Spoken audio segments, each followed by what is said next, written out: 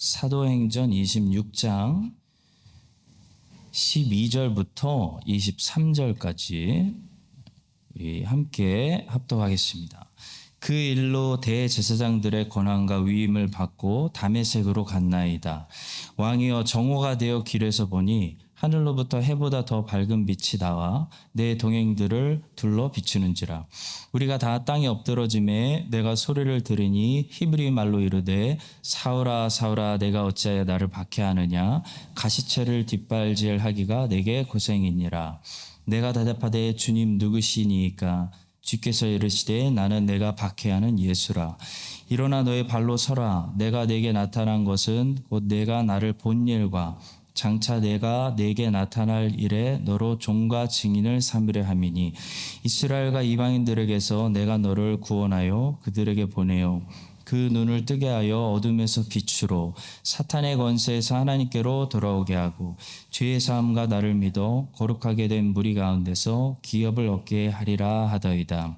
아그리빠 왕이여, 그러므로 하늘에서 보이신 것을 내가 거스르지 아니하고 먼저 다메섹과 예루살렘에 있는 사람과 유대의 온 땅과 이방인에게까지 회개하고 하나님께 돌아와서 회개에 합당한 일을 하라 전하므로, 유대인들이 성전에서 나를 잡아 죽이고자 하였으나 하나님의 도우심을 받아 내가 오늘까지 서서 높고 낮은 사람 앞에서 증언하는 것은 선지자들과 모세가 반드시 되리라고 말한 것밖에 없으니, 곧 그리스도가 고난을 받으실 것과 죽은 자 가운데서 먼저 다시 살아나사 이스라엘과 이방인들에게 빛을 전하시리라 함이니이다 하니라.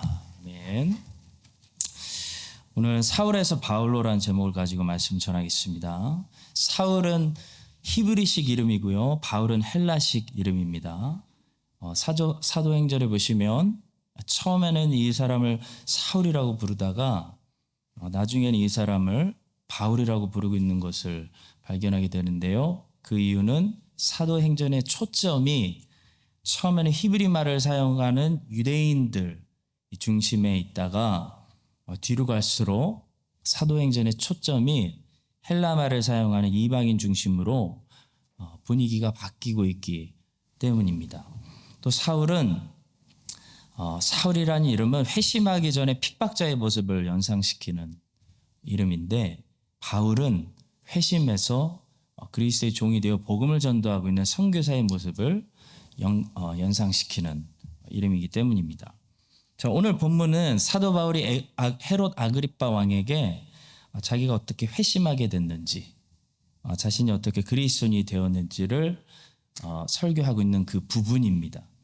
이 부분을 통해서 우리는 사람이 어떻게 그리스도를 핍박하는 박해자에서 그리스도를 섬기고 증언하는 그런 증인이 되는지, 사람이 어떻게 여러분과 저도 사울에서 바울이 되는지 몇 가지 중요한 사실을 묵상할 수 있습니다. 첫 번째로 먼저 중생하기 전의 모습을 본문을 통해 보게 되는데요. 중생하기 전에 사람은 도덕적으로나 윤리적으로 선할 수는 있어도 하나님과 그리스도를 대적한다라는 사실을, 교리를 우리가 보게 돼요. 자, 본문 14절과 15절 보시겠습니다. 우리가 다 땅에 엎드러짐에 내가 소리를 들으니 히브리 말로 이르되, 사울아 사울아 내가 어찌하여 나를 박해하느냐. 가시체를 뒷발질하기가 내게 고생이니라. 내가 대답하되, 주님 누구시니이까? 주께서 이르시되, 나는 내가 박해하는 예수라. 사울은 주님을 알지도 못했어요. 근데 알지도 못하는데 어떤 삶을 살고 있었다고 예수님이 직접 가르쳐 주시냐면, 네가 나를 박해하는 삶을 살고 있다라고 말해 주십니다.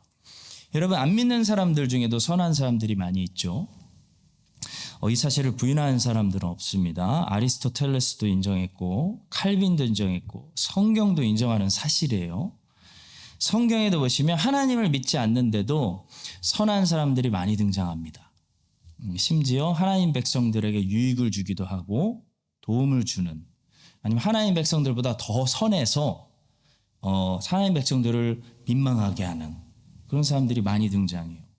다윗과 솔로몬과 우호적인 관계를 계속 유지하고, 다윗이 왕이 되었을 때 왕궁 짓는 재료 공급하고, 솔로몬이 솔로몬 성전 질 때, 여호와의 성전 질 때 성전에 들어갈 백향목을 공급했던 이 두로의 히람 왕 같은 선한 사람들 많이 나옵니다. 또 다윗이 사울을 피해서 블레셋으로 도망갈 때 다윗의 생명을 지켜주는 아기스 왕, 이런 왕도 등장하죠.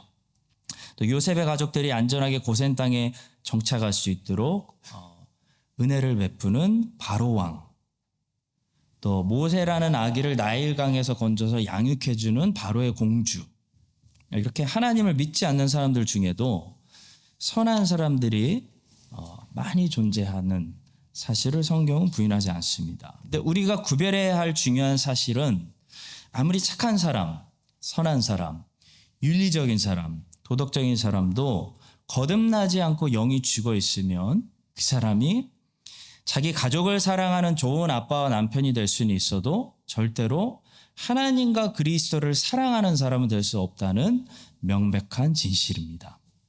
그래서 우리는 이런 사람들을 많이 보는 거예요. 믿지 않는 좋은 남편이 다른 부분에 대해서는 아내를 적극적으로 서포트해 주는데 믿는 아내가 교회 가는 거에 대해서는 그렇게 반대하고 핀잔을 주고 박해하는 경우를 많이 보게 되는 거예요. 자, 아무리 윤리적이고 도덕적인 사람도, 그래서 불쌍한 사람들을 많이 도와주기도 하고 사회를 위해서 공헌과 헌신을 많이 하기도 하는 그런 사람도 거듭나지 않으면 영이 죽어 있기 때문에, 영이신 하나님을 도저히 알지 못하기 때문에 하나님을 사랑할 수 없고 그리스도를 대적하는 그런 인생을 살 수밖에 없습니다. 자, 성도 여러분, 사도 바울도 거듭나기 전에 누구보다도 민족을 사랑하는 사람, 나라를 사랑하는 애국자, 공부를 열심히 하는 사람, 학벌이 좋은 사람, 율법을 철저히 지켜서 행실이 좋은 사람, 도덕적인 사람, 윤리적인 사람, 똑똑한 사람, 그런 사람이었습니다. 흠이 없는 사람이었어요. 근데 바울은 거듭나지 않았기 때문에, 영이 죽어 있었기 때문에 바울의 열심과 열정과 똑똑함과 그 애국심과 그가 하는 모든 일들이 결론적으로 하나님의 뜻을 거스렸다는 거죠. 그리고 결론적으로 그리스도를 대적하는 그런 삶이 될 수밖에 없었다는 거죠. 그래서 우리가 의도하든 의도하지 않던, 아무리 우리가 선한 동기를 가지고 있어도 거듭나지 않으면 우리는 우리가 하는 모든 일들로 하나님의 뜻을 이룰 수 없고 하나님께 영광 돌릴 수 없으며, 무엇보다도 그리스도를 사랑할 수 없고 그리스도를 대적하게 됩니다. 하나님 보실 때 거듭나기 전에 바울의 정체성은, 바울이 아무리 열심히 살았어도 하나님 보실 때 바울의 정체성은 그리스도의 박해자, 사울아 사울아 왜 네가 나를 박해하느냐, 그것밖에 안 됐다는 거죠. 근데 하늘로부터 은혜가 떨어져서 성령으로 거듭난 바울이 거듭나고 중생하고 나니까 바울의 정체성이 그때부터 무엇으로 바뀌냐면 16절에 보시면 바울의 정체성이 바뀝니다. 종과 증인으로 바뀝니다. 일어나 너의 발로 서라. 내가 내게 나타난 것은 곧 내가 나를 본 일과 장차 내가 내게 나타난 일에 너로 종과 증인을 삼으려 함이니. 성도 여러분, 중생 후에 윤리적인 변화는 그 그리스도인에게 한 방에 일어나는 것이 아니라 평생에 걸쳐서 천천히 일어나는 것입니다. 근데 중생 후에 그 사람의 정체성의 변화는 서서히 일어나는 게 아니고요, 단번에 일어나는 거예요. 정체성이 한 방에 바뀌는 거예요. 중생하기 전에 바울의 정체성은 아무리 착하게 살고 아무리 도덕적으로 윤리적으로 살아도 하나님이 볼 때 그리스도의 박해자에 불과해요. 안 믿는 모든 사람들은 그리스도의 대적자예요. 하나님의 원수라고도 하죠, 성경에서. 너희가 하나님의 원수 되었을 때라고 하잖아요. 근데 중생 후에 이 바울의 정체성이 어떻게 바뀌냐면 그리스도의 종, 곧 그리스도의 일을 하는 사람, 그리스도와 함께 모으는 사람, 그리스도의 증인으로 단번에 바뀌었다는 거예요. 우리가 뉴질랜드 시민권을 딴다고 해서 단번에 한국 사람의 모습을 버리고 갑자기 뭐 키위처럼 행동하는 것이 아니잖아요. 근데 그때부터 뉴질랜드 시민이 되어가는 것을 평생 우리가 배우면서 천천히 변해가지 않습니까? 근데 우리가 뉴질랜드 시민권을 취득하는 그 순간부터, 그날부터 우리의 정체성은 이 나라 시민으로 단번에 인정이 되고 바뀌는 것처럼 그리스도인의 윤리적인 모습의 변화는 평생에 걸쳐서 천천히 일어나지만 그리스도인의 신분의 변화는 단번에 일어난다는 거죠. 단번에 일어납니다. 어제까지 그리스도가 모으는데 흩트는 그리스도의 대적, 하나님의 원수, 그리스도의 박해자였지만 바울은 오늘부터 그리스도와 함께 모으는 그리스도의 일을 하는 그리스도의 종과 증인이 되었습니다. 중요한 것은 먼저 신분의 변화입니다.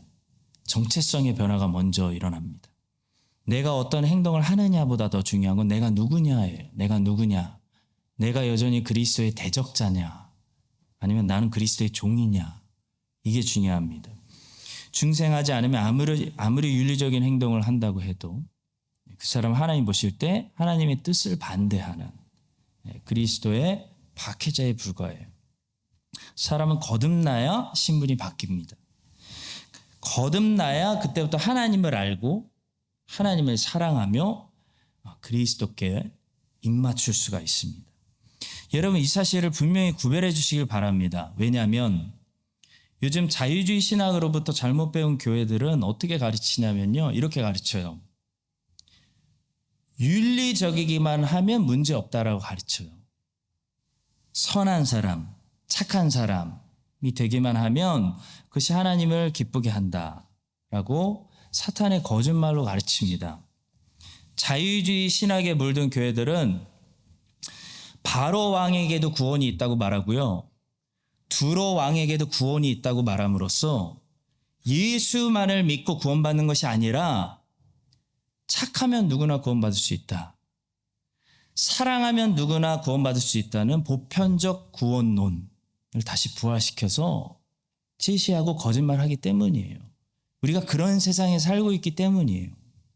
우리 교회 성도님들은 나이스한 것이 우리를 구원하는 것이 아니고 사랑하는 것이 우리를 구원하는 것도 아니고 오직 예수 그리스도를 믿는 사람만이 구원받는다는 이 절대 진리, 이 변하지 않는 절대 진리를 지켜주시고 윤리적으로 아무리 훌륭한 사람에게도 그래서 복음이 필요하다는 사실, 예수를 전도해야 된다는 사실을 우리가 인지하고 그래서 사도 바울처럼 복음의 윤리 선생이 되는 것이 아니라 복음의 선교사들이 되는 우리 모두가 될 수 있기를 우리에게 복음 전파의 사명을 맡겨주신 예수님의 이름으로 간절히 축복합니다. 자, 두 번째예요. 중생하게 되면 그 사람에게 갑자기 두 개의 문들이 열리게 되는데 보는 것과 듣는 것, 이 두 개의 문들이 열리게 된다는 사실입니다. 사도 바울이 보니까 중생할 때 이 두 개의 문들이 열리는 경험을 하게 됐어요. 13절에 보시면 왕이여 정오가 되어 길에서 보니 하늘로부터 해보다 더 밝은 빛이 나와 내 동행들을 둘러 비추는지라. 자, 사도 바울이 빛을 조명받고 눈을 뜨게 되었을 때는 캄캄한 밤이 아니었습니다. 그 사실을 한번 주목해 보시고 깊이 묵상해 보세요. 자, 그때는 사도 바울이 빛을 한 번도 보지 못한 빛을 조명받아 처음으로 보게 되었을 때는 이미 햇빛이 제일 밝게 빛나는 정오였다고 말해요. 정오. 그러니까 바울은 어떤 경험을 하게 되냐면 내가 지금 눈을 뜨고 있다고 생각하고 살고 있는데 한 번 더 눈을 뜨는 그런 특별한 경험을 한 거예요. 정오의 햇빛보다 훨씬 더 밝은 빛, 한 번도 바울을 조명하지 않았던 그 빛을 보게 되는 그런 경험을 하게 돼요. 여러분 이게 중생이에요. 여러분들 경험하셨을 거예요. 중생하신 분들. 이게 무슨 말이냐면 지금까지 내가 잘 보고 있다고 생각했는데 눈이 한번 더 열려서 진짜 보고 나니까 지금까지 내가 보고 있었던 것이 아니구나. 지금까지 내가 눈 감고 보지 못하고 영적인 소경으로 살고 있었구나. 이걸 깨달았다는 거예요. 성도 여러분, 저 물리적인 세상을 비추는, 이 물리적인 세상을 비추는 빛은 태양이죠. 근데 이 태양의 빛은 참 빛이신 그리스도의 이 빛에 비하면 이 태양 빛은 너무 어두운 캄캄한 그림자에 불과해요. 그림자. 우리가 너무 밝아서 쳐다보지도 못하는 저 태양 빛이 그림자라고요. 이 물리적인 세상을 비추는 저 태양의 빛은 참 빛이신 그리스도의 빛을 우리에게 선전하기 위해서 존재하는 모형에 불과한 거예요. 이 세상은 그림자가 있다는 거 뭡니까? 실체가 존재한다는 것을 보여주는 게 그림자잖아요. 이 세상은 그림자와 같다는 거예요. 실체를 보여주는, 원형을 보여주는 전부 모형에 불과하다는 거예요. 그러니까 중생하기 전에 우리는 이 태양빛이 조명해주는 세상을 이렇게 잘 보면서 우리가 잘 보고 있다고 생각하고 살았어요. 근데 중생하게 되면 참 빛이 나를 조명해 버리면요, 영적인 진짜 세계의 눈이 열려가지고 어떤 마음이 드는 거예요. 지금까지 내가 소경이었구나. 하나님의 영광이 이렇게 만물에 충만하구나. 하나님이 바로 여기 계신데 내가 너무 몰랐구나. 예수 그리스도의 세상에서 내가 살고 있었는데 내가 소경이어서 보지 못했구나. 이런 깨달음을 얻게 되는 거죠. 다들 공감하실 겁니다. 사도 바울이 지금 그 경험을 한 거예요. 처음으로 거듭나면서 눈을 떴습니다. 소경에서 벗어난 거예요. 그래서 바울은 이제 소경들에게 이 빛에 대한 참빛, 저 태양빛 말고 참빛에 대한 증인으로서 빛에 대하여 증거하기 위해서 보내심을 받았기 때문에 바울의 소명에 대해서 말하면서 17절과 18절은 이렇게 말씀하는 것입니다. 이스라엘과 이방인들에게서 내가 너를 구원하여 그들에게 보내어 그 눈을 뜨게 하여 어둠에서 빛으로. 지금 정오예요. 저렇게 태양이 다 비추고 우리가 다 보고 있다고 생각하는데 성경은 뭐라고 얘기하냐면 어둠에서, 영적인 무지, 죽음, 어둠에서 참 빛으로, 사탄의 권세에서 하나님께로 돌아오게 하고 죄사함과 나를 믿어 거룩하게 된 무리 가운데서 기업을 얻게 하리라. 자, 성도 여러분, 태양의 빛으로 물질 세계만 보고 있다면 그래서 물질 세계만 바라보며 돈 벌어야 되는데, 집 사야 되는데, 애들 좋은 학교 보내야 되는데, 요즘 경제가 왜 이래, 이런 생각만 전부 가득하다면요, 태양의 빛으로만 현재 보고 있는 거예요. 참 빛이신 예수님의 그 예수님이 비추시는 조명하심을 받지 못하는 그런 영적으로 거듭나지 않은 사람일 가능성이 큰 거예요. 중생한 사람은 태양의 빛 외에도 참 빛이신 그리스도의 빛으로 항상 이렇게 조명을 받기 때문에 영적인 눈이 열려가지고 자꾸 영적인 세계를 동시에 보게 되는 겁니다. 그래서 자꾸 선교에 대해서 생각하고, 자꾸 영혼에 대해서 걱정하고, 영적으로 보고, 자꾸 기도하고, 마귀와 영적 싸움을 싸우고, 자꾸 그렇게 하는 거예요. 눈이 열렸으니까. 우리 교회 나오시는 모든 분들에게 이 참 빛이신 우리 주님께서 비추어 주셔서 소경들의 눈이 열려가지고 참 세계를, 이 영생을 볼 수 있게 해주시고, 주님의 일에 그래서 더 적극적으로 동참하게 해주시기를 예수님의 이름으로 축복합니다. 또 중생한 사람에게는 한 가지 문이 더 열리는데요, 바로 하나님의 음성을 듣는 귀가 열린다는 거예요. 본문 14절에서 바울이 경험합니다. 우리가 다 땅에 엎드러짐에 내가 소리를 들으니 히브리 말로 이르되 사울아 사울아 네가 어찌하여 나를 박해하느냐 가시체를 뒷발질하기가 내게 고생이니라. 여러분 거듭나지 않으면요 하나님의 소리를 못 듣습니다. 설교는 들을 수 있어도 하나님의 음성을 못 들어요. 죽어있는 영혼이 무슨 소리를 들을 수 있겠어요? 코마 상태는 소리를 듣는데요. 근데 코마 상태가 아니라 영이 완전히 죽어있어요. 시체가 무슨 소리를 듣겠어요? 아무 소리도 안 들리는 거예요. 근데 성령께서 그 우리의 영을 중생시켜서 살아나게 하시면요 그때부터 자꾸 뭐가 들리냐면 하나님의 소리가 들리는 거예요. 안 들리던 귀를 막으려고 해도 하나님의 간섭하시는 소리가 들리기 시작해요. 하나님의 움직이시는 소리, 하나님이 다가오시는 소리, 하나님이 부르시는 소리. 아담아 내가 어디 있느냐 말씀하신 소리가 자꾸 들리는 거예요. 그게 내 영이 살아있다는 증거예요. 내 안에 생명이 있다는 증거예요. 여러분 바울이 중생을 경험하니까 그리스도의 음성을 듣기 시작했어요. 그 전에 전혀 안 들리던 예수님의 말씀이 똑똑히 들리는 거예요. 사울아 사울아 네가 왜 나를 핍박하느냐. 똑같은 설교가 선포돼도 똑같은 자리에서 아무 음성도 못 듣는 사람들 여러분 많습니다. 그래서 기도해야 되는 거예요. 혹시 하나님의 음성이 들리시면 그거는 여러분이 살아있다는 증거예요.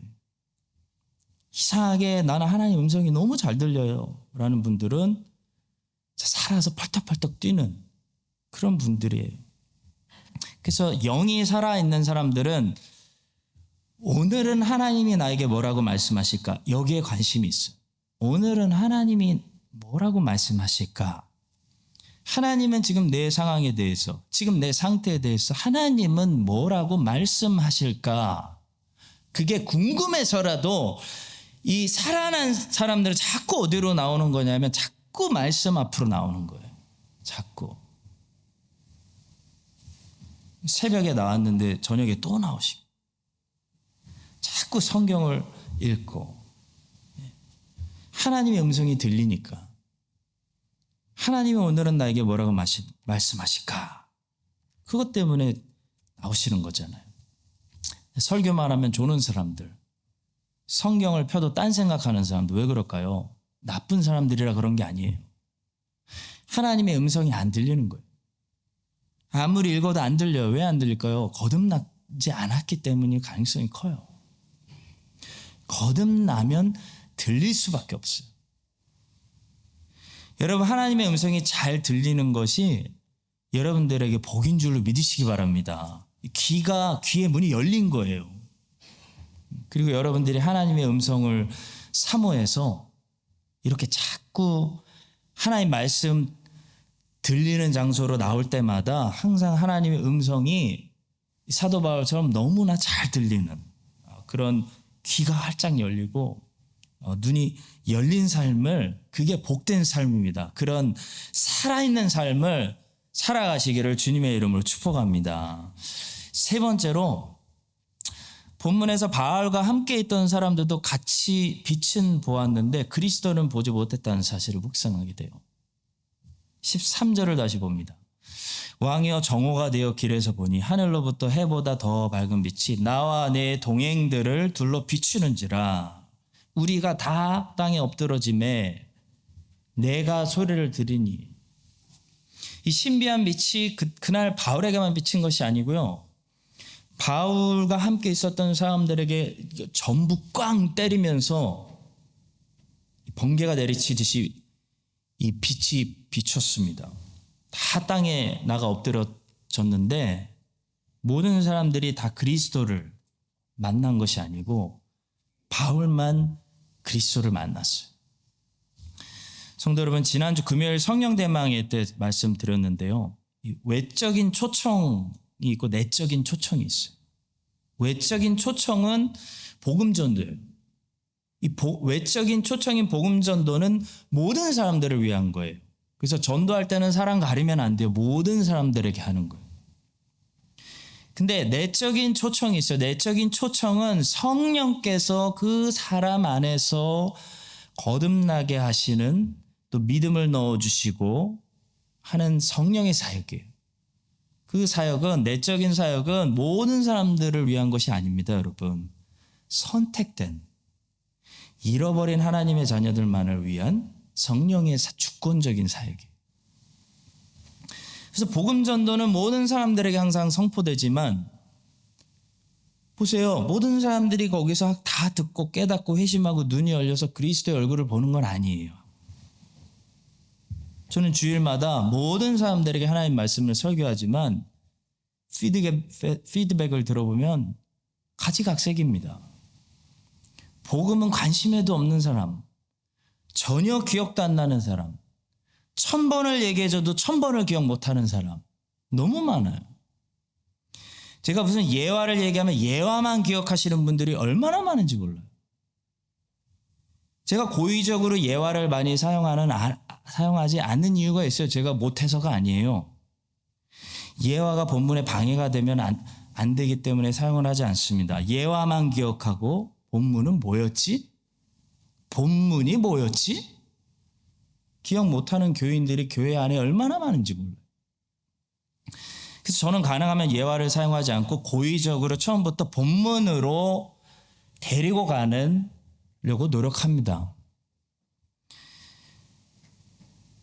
그런데도 하나님 말씀은 하나도 기억 못하고 예화만 기억하는 사람들이 얼마나 많은지 몰라요, 여러분. 왜 그럴까요? 중생하지 않았기 때문이나 내적인 초청, 성령께서 내적으로 초청해 주셔서 하나님의 말씀이 들리고 깨달아지게 해주시는 은혜를 아직 받지 못했기 때문이에요. 그래서 계속 우린 기다리고 기도하는 거죠. 똑같이 복음의 빛이 비춰서 꽝 때려도 다 처음에 나가 자빠지는데 다 믿는 게 아니에요. 바울만 그리스도의 음성을 듣습니다. 다 빛을 받고 땅에 쓰러졌는데 바울만 하나님의 음성을 듣고 있어요. 사울아, 사울아, 사울아, 사울아. 다른 사람들의 귀에는 안 들려요. 수요 예배와 성령 대망에 이 자리에 일 때문에 굉장히 바쁘신데도 불구하고 항상 오시는 어떤 성도님이 있어요. 그 성도님이 저에게 하셨던 말을 저는 잊을 수가 없어요. 하나님의 음성이 자꾸 들려서 안 올 수가 없다는 거예요. 안 올 수가.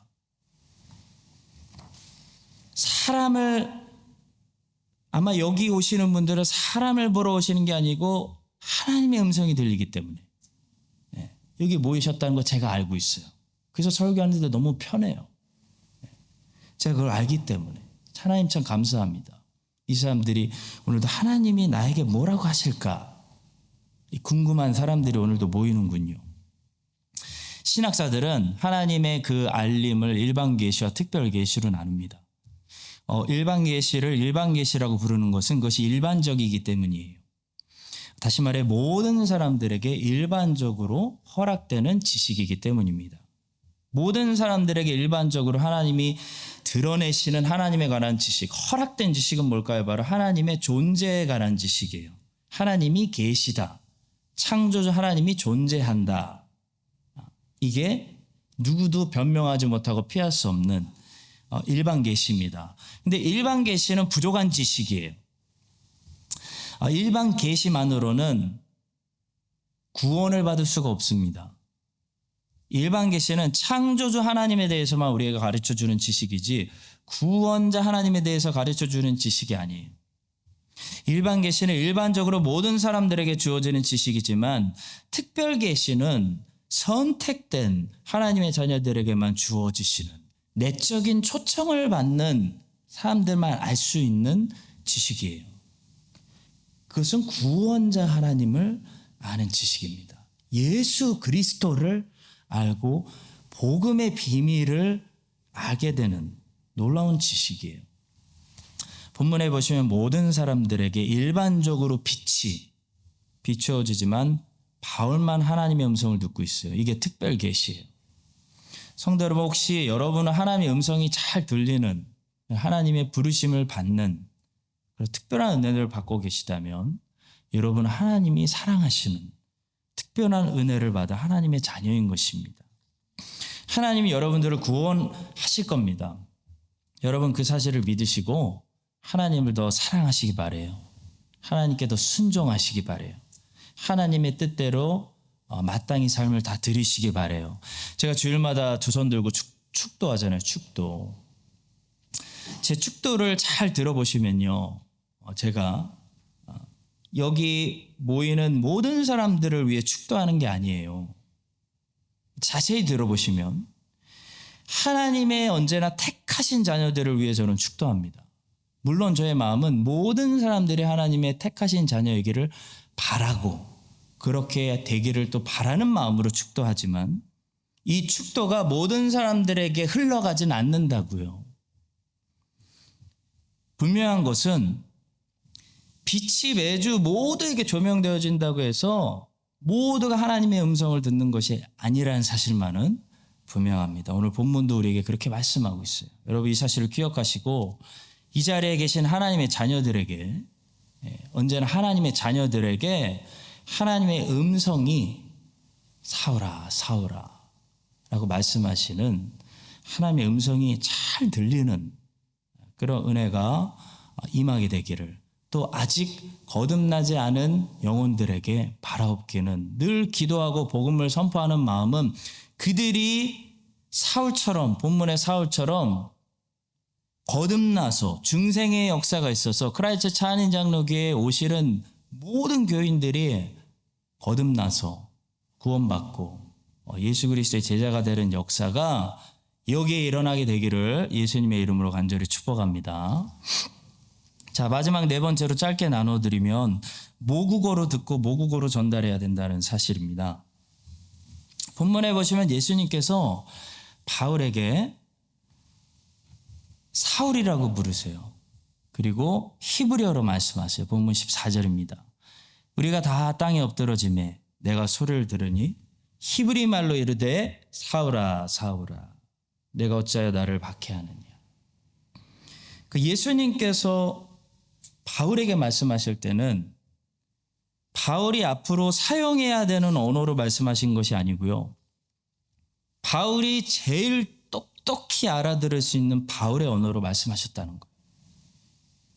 그래서 이름도 사울이라고 부르고 계시고 히브리어로 말씀하시는 거예요. 자, 그런데 사도 바울은 앞으로 이방인의 사도로서 어떻게 되냐면 주로 어떤 언어를 사용하게 되냐면 헬라어를 사용하게 돼요. 이름도 히브리식 이름에 사울 사용하지 않아요. 헬라 사람들에게 훨씬 익숙한 바울로 바꿉니다. 바울 서신 13권을 보면 다 바울이라고 해요. 자기가 나 바울이다. 바울의 13권의 서신들은 주로 이방인들이 다수인 교회들에게 보내는 편지였고요. 그 서신들 전부 헬라어로 기록했어요. 성도 여러분, 왜 주님은 사울에게 히브리어로 말씀하시고 바울은 교회들에게 헬라어로 편지를 쓸까요? 뭘까요? 가장 그들이 똑똑히 알아들을 수 있는 언어로 언제나 진리를 들려주고 있기 때문입니다. 이게 굉장히 중요한 사실이에요. 제가 다음 주 주말에 멜번에 가서 유스 아이들에게 복음을 전하게 됩니다. 제가 1999년 8월쯤이었던 것 같아요. 멜번 한인교회 그 유스 수련회에서 제가 예수님을 만났어요. 그래서 멜번 한인교회 유스 수련회 강사로 제가 간다는 것은 제가 거절할 수 없는 요청입니다. 무조건 가서 내가 받은 은혜를 갚아야 되겠다. 그런 생각이 들었습니다. 그래서 담당 전도사님이 계속 100% 영어로 해달라고. 100%, 그것도 100%. 알겠다고요. 100%. 하면 되지. 100% 영어로 해달라고 자꾸 부탁을 하셔가지고 저 다음 주에 준비를 많이 해갈 생각입니다. 여러분 기도해 주시고 제 입술에 영어의 방언이 임하도록 터지도록 기도해 주십시오. 여러분 제가 왜 더 애써서 2배로 노력해서 영어로 모든 수련회를 준비하겠습니까? 딱 하나죠. 그들의 모국어로 복음을 설명해서 조금이라도 아주 정확하게 똑똑하게 복음을 이해할 수 있도록 하기 위함입니다. 다른 거 아닙니다. 사랑하는 성도 여러분, 너 왜 한국 사람이 한국말도 못하냐라고 단적으로 생각하지 마시고요. 영어가 편한 사람들에겐 영어로 해야죠. 아랍어가 편한 사람들에겐 아랍어로 해줘야죠. 우리 주님이 히브리어로 바울에게 말씀하시잖아요. 천상의 언어로 말씀하시는 게 아니라 히브리어로 사울아 사울아 말씀하시잖아요. 사도 바울은 히브리어로 얘기하는 게 아니고 헬라어로 얘기하잖아요. 나 바울은 하면서 헬라어로 헬라 사람들에게 복음을 전했던 것처럼 우리도 복음을 듣는 그들이 편한 모국어로, 무슨 말입니까? 조금 더 복음을 애써서 똑똑하게 전도할 수 있는, 그만큼 이 생명의 복음을 전도하기 위해서 대충 하는 것이 아니라 정말 피나는 노력을 하는, 아이들에게는 아이들의 언어로 피나는 노력을 해서 이 복음을 설명하는 우리 크라이처 차은의 장로교가 될 수 있기를 예수님의 이름으로 간절히 축원합니다.